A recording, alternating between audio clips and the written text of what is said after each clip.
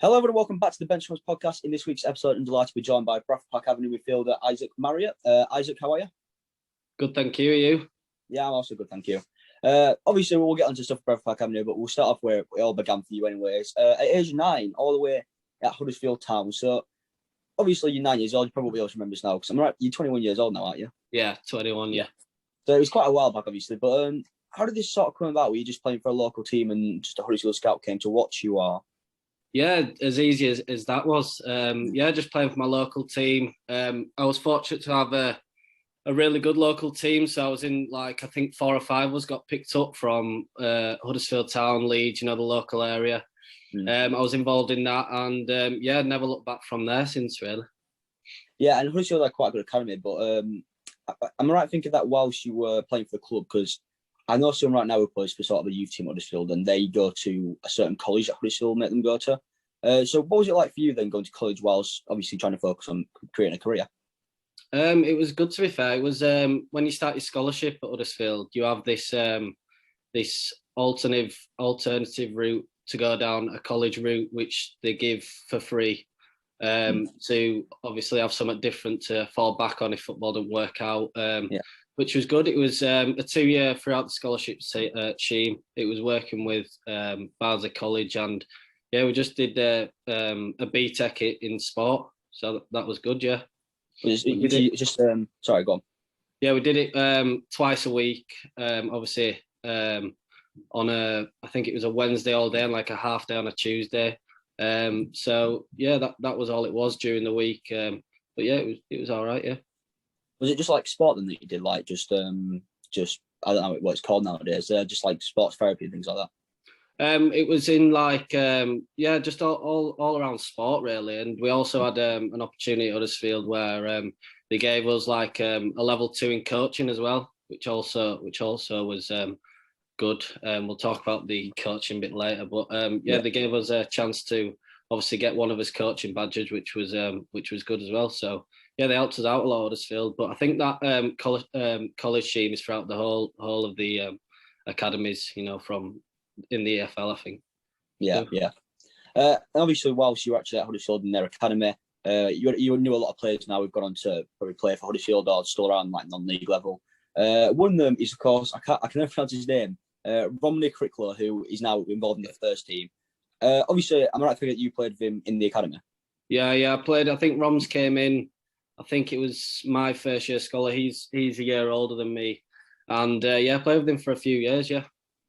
So, did you ever see him sort of rise into the level that he has in getting into the first team?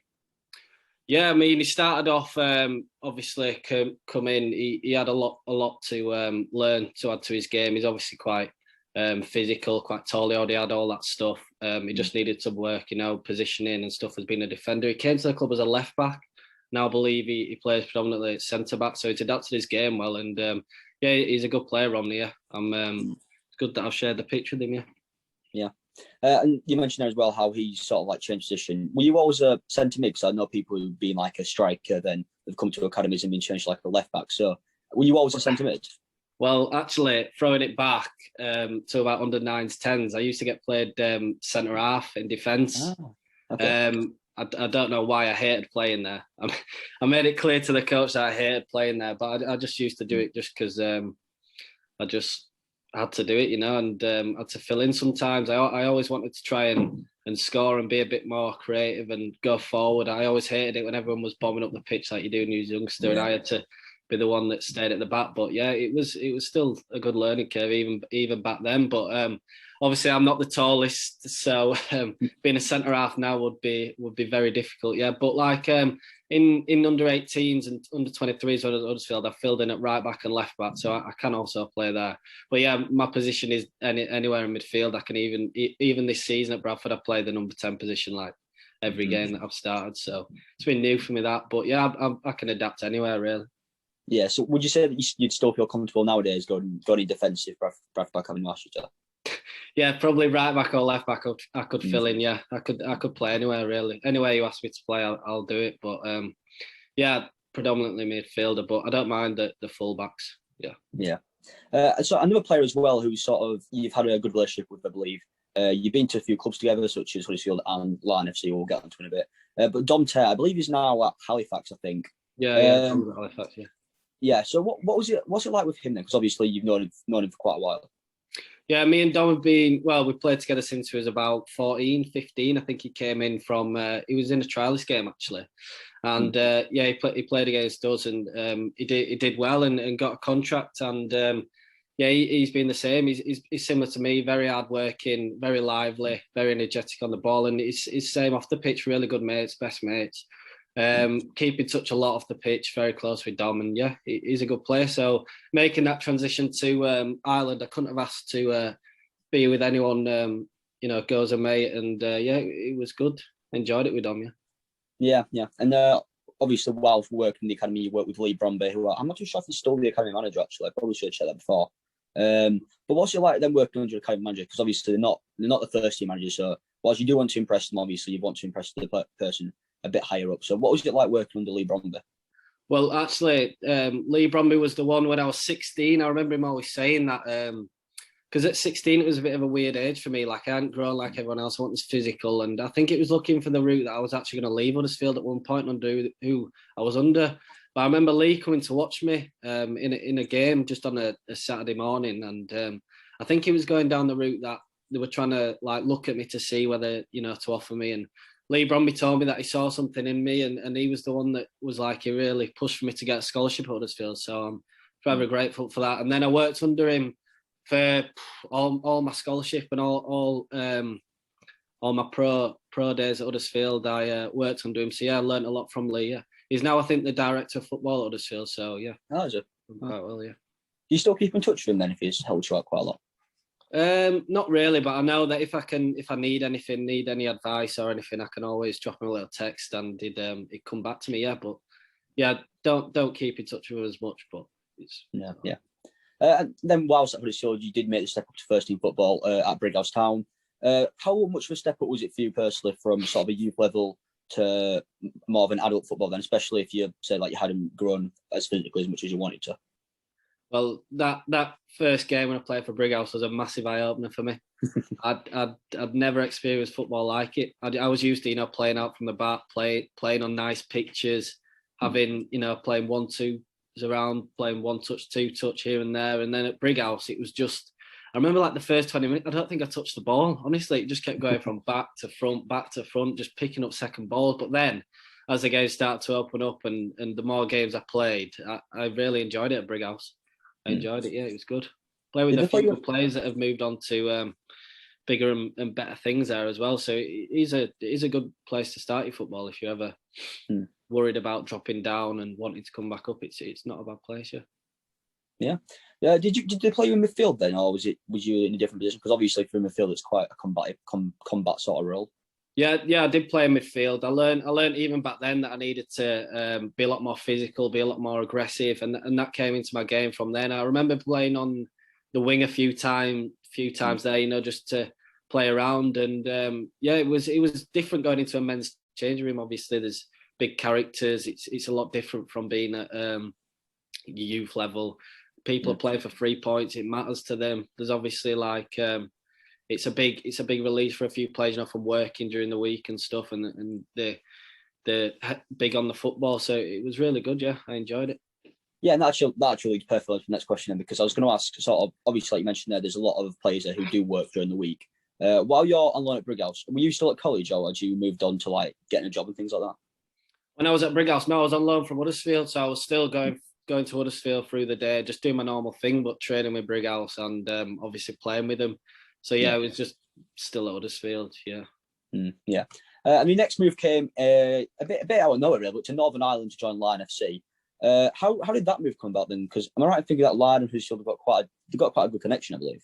Yeah, they have. Yeah, I know a few other people that have gone over there and trained and stuff. Well, I remember, I think their manager Kieran Tiernan Lynch came over to watch a few training sessions, and I think Lee Bromby said that me and Don were looking for a loan move because I think before that I'd played a lot with the second team, so Huddersfield scrapped the academy, the under 18 and under 23 leagues, and became more of a B team. So I thought Did half season there and just said to Lee Bromby, like, I want to go out on loan. I want to experience a men game again, play for 3 points and stuff like that. And he understood. And then Tiernan came to watch a few training sessions, obviously a few clips of games and stuff. And me and Dom were the ones that he wanted to go over there and sign.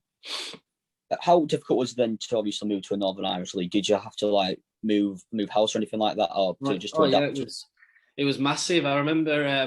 Me and Dom went over. I drove over, got the ferry, and we Larne ended up putting us in like an apartment. Me and Dom. So obviously living away for the first time. I was only 18, 19, so it's quite young. It's quite a big thing. Yeah. But I was so eager to go and do it and just experience something else. You know, in football, living away, doing all my own things that I get given for at home. You know, like the washing, the cleaning, cooking, learning everything. It was massive for me, really. And unfortunately, when I was at Larne, I didn't play because I got injured after the first week. So it was a bit of a disaster in that sense. But I'm glad I was still out there for a good 3 weeks. I learned a lot and came back, and yeah, it's stuck with me now since what I learned over there. But I just wish I could obviously have kept fit and did the full ride like Dom did. So what was the actual injury? I did my ankle ligaments in training. I just literally like turned and my ankle was stuck in the ground and pulled my ligaments. So I was out from January till about May, June. So basically the end of that season was just a write-off for me, which, you know, I always said I'd come back stronger from that. I learned again because I've done my other ligaments in my ankle the year before that, actually. So I've done them in both of my ankles. I had 2 operations. So yeah, I knew I could come back from it again, and no problem since, touch wood. So how mentally difficult then did you find it to sort of overcome this injury and get back to playing your best football?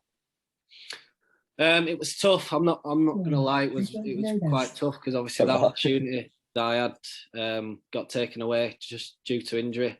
I know how much Dom enjoyed it out there. So seeing him out there with all the lads while I was stuck in doing physio. But I had a good physio team at Huddersfield, the likes of Dom Ray, who helped me a lot, and John Worthington helped me, and got back to doing it. Like I said, I did my ankle the year before, so I knew it was similar. So I just thought, just get my head down, work hard, and come back stronger. Yeah, and out of curiosity, because I'm not too sure if did you ever play a game? Sorry, in Northern Ireland. No, that was a thing. I got injured, I think, after like the second or third training session. So it was a nightmare. Yeah. Did you ever get like a winners medal for winning the league? No, I didn't. Okay. Unfortunately, no. But I still watch Larne. I watched Larne the other week. Actually, they're doing well in the Premiership. So yeah, I keep a good lookout for them. Just like I say, I wish I were there for longer. Yeah, and obviously you came back to Huddersfield. How were anything different, like different sort of, or was it more just coming back and knowing you were going straight back out on loan?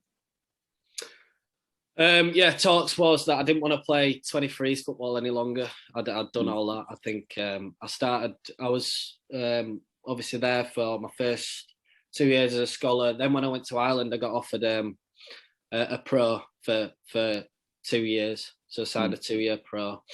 So I just wanted to go back out on loan, and obviously Bradford were the next step up. I was looking at the National League North, because obviously a few of the lads have been there in and around it, and it was a case for a few of the lads that were in my position. We all wanted to go out on loan, and we all went as separate ways going on loan. And that first season at Bradford was an interesting one. Yeah, we've got to get onto that. Obviously, he didn't get off to the best start. Gary Thompson's manager, back-to-back 5-0 losses to start the season. What were it like working under Gary Thompson? Because obviously, I'm a Bradford City fan. He's a bit of a legend there, so I wanted him to succeed. Didn't quite, but what were it like working under him? Yeah, I remember him coming into Huddersfield actually, and talking to me about his plans. It looked very optimistic. I came in at pre-season. I think we drew to Bradford City 0-0. It was really good. Enjoyed it. Really got along with him. He made me feel welcome, as did all the players. But unfortunately, it didn't quite work out for him. No, yeah. And how obviously just difficult was it after those 5-0 losses? Because that can just destroy a dressing room atmosphere, I guess. Oh, it was tough. We were all determined to to put it behind us. It wasn't anything to do with the managers in my eyes. It was just more the recruitment side of things. I reckon he didn't really have a full on chance with it all. But like I say, I enjoyed working under him, even though it was only a short space of time, and I can see him potentially going back into management in the future and doing a good job. Yeah. And also in the Bradford Park Avenue squad, there was Keith Law, and you'd obviously worked in like academies or even a few loan spells, but Keith Law's obviously had experience playing at like Wolves, Kidderminster Harriers, I think is at now. A lot of high clubs in the sort of table, I don't know, in the pyramid. What was it like, you obviously having players with more experience who played at quite a high level in obviously you can just go talk to and have a conversation with? Oh yeah, Keith was a really good player. Even at Bradford when he came in, he got made captain straight away. He was very helpful on the pitch. I knew I could go to him to talk to him about anything. I learned a lot from him in giving me a lot of advice, and I knew I could go and ask him anything I needed. And he just dropped these little comments here and there just to help me, and that's what I needed from a loan spell. I just needed to understand the game, I understand what I needed to give, and try and obviously become a better player. And I think that the experienced players, not just from him, even this season, all the experienced lads have been unbelievable for me. Yeah. Another player in that squad who's sort of got a bit of experience. I'm not too sure how long he actually stayed, because I've like just briefly looked over him. But Stelios Dimitriou, I'm right thinking that was his name. Yeah, well, unfortunately, when I left Bradford in January, the January window, he came in, I think, just after. So I never actually played with him. But yeah, I've heard he's a good player from when I... Oh, it about him. But am I right? Did Mark Bauer return before you left the club, or was it afterwards? Yeah, no, I played a lot under Mark last season. He came in, I think, about October time. At first, it was quite tough actually, because he brought in a few of the players from the playoff season that Bradford had before, like Adam Nowakowski, Ollie Johnson, stuff like that, and some other players that were in my position. So he just he was sound, to be fair. He said to me, "Look, I know you've been playing all season. I know you've been doing well, but I just want to try go with a bit more experience."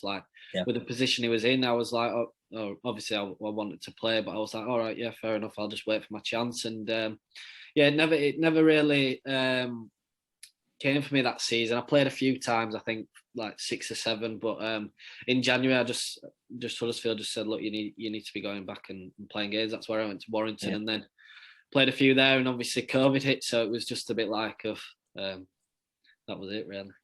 Yeah, and talking of COVID, how did you stay fit throughout it?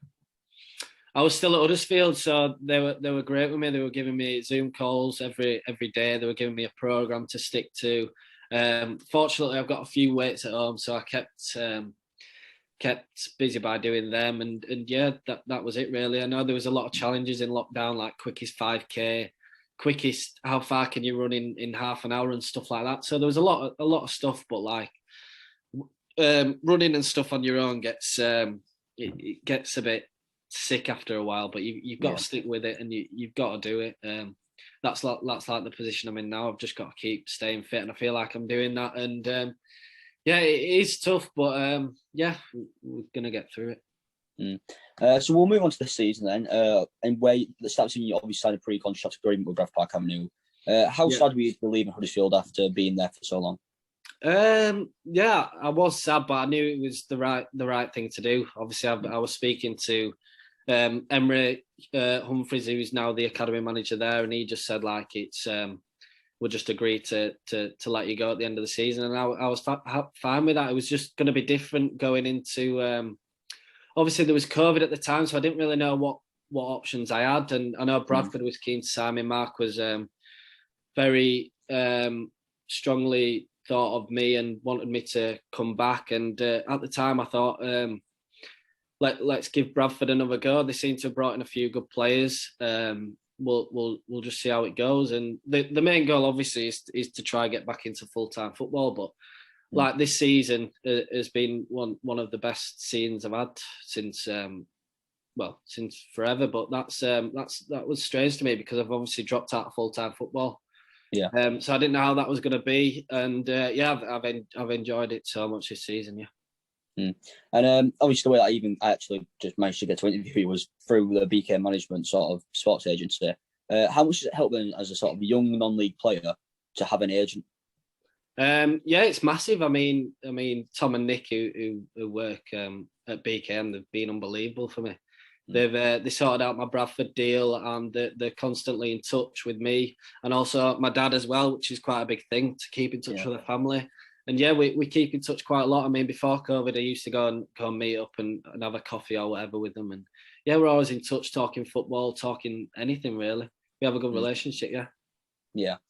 So how much of an impact did Martin Bauer have to your game then? Obviously, you played him briefly, not really briefly, but before the season before. But moving to the club for a permanent sort of deal, how much do you manage to improve your game just through training and getting game time? Massively. I mean, I think I've improved 10 times a player than I was last year under Mark. He's recognised my strengths, I think, and played me in a different position that I never thought I'd be able to play in the number 10 role.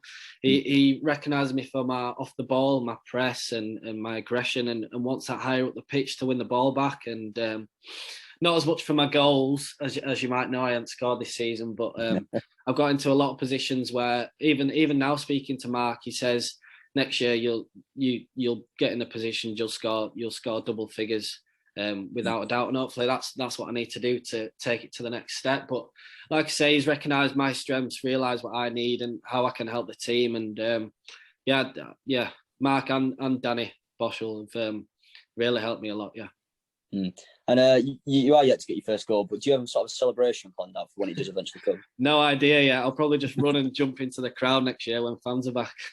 That's what I'll do. But I'll take a tap in these days. I just need to get off the mark. But it's like I say, I hope to just bring more than just goals to the team. Like I want to bring everything, and even if I'm not scoring, I want to be creating and doing as much as I can to help the team and push forward.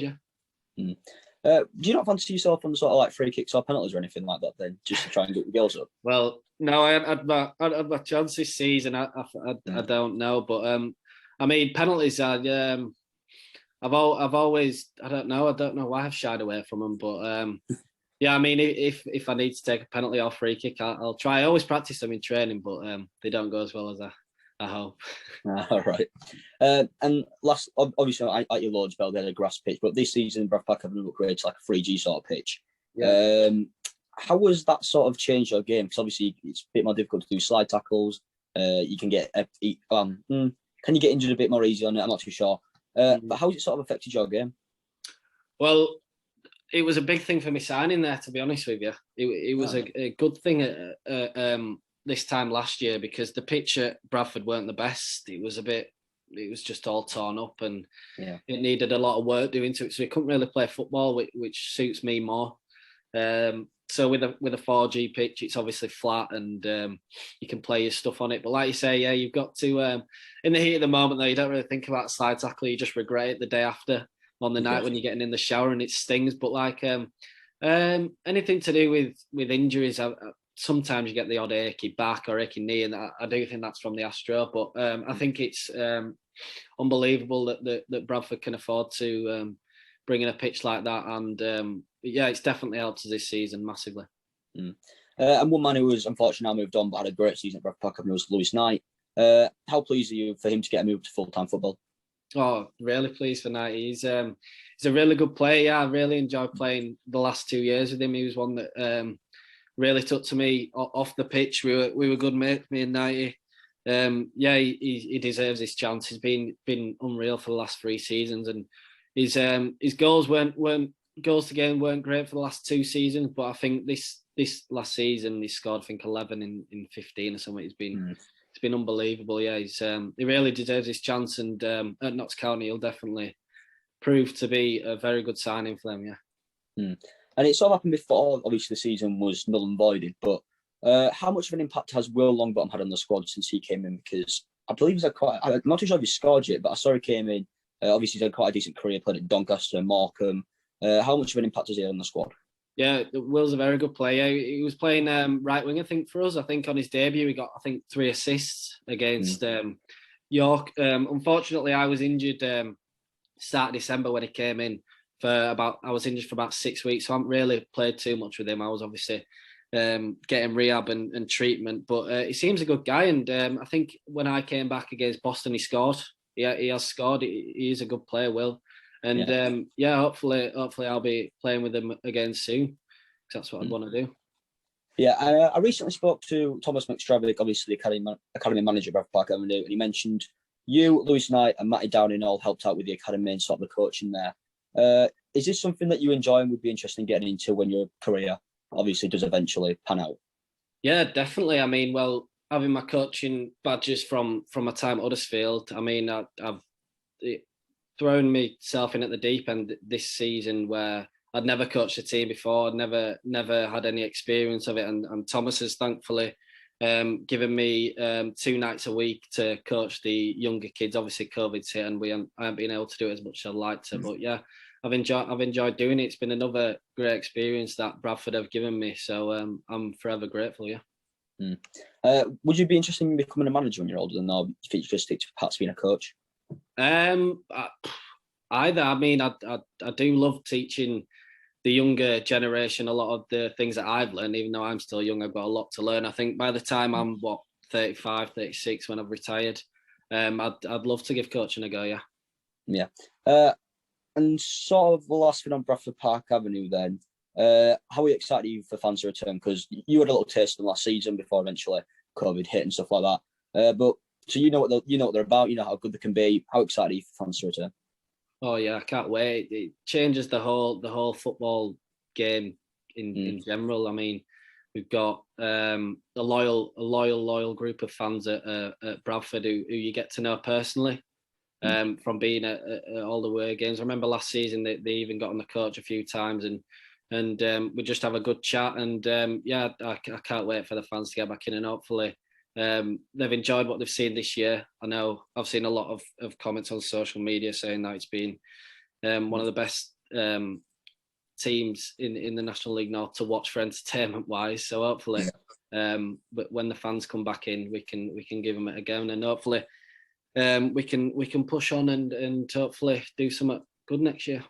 And this is a bit of a strange one which I wanted to ask, because you're only young yourself, but do you play Football Manager?